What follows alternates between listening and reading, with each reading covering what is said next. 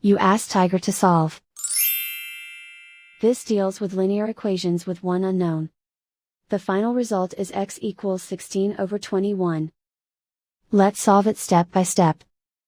Simplify the expression. Group like terms. Combine the fractions. Combine the numerators. Multiply the fractions. Break up the fraction.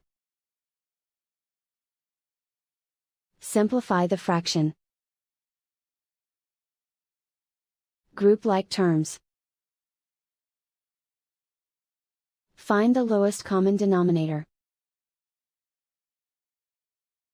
Multiply the denominators. Multiply the numerators. Combine the fractions.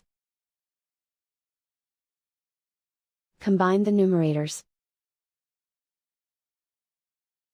Group all constants on the right side of the equation. Add 16 over 21 to both sides. Combine the fractions. Combine the numerators.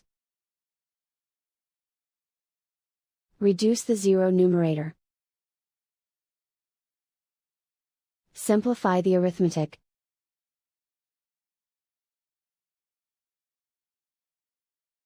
And so the final result is x equals 16 over 21.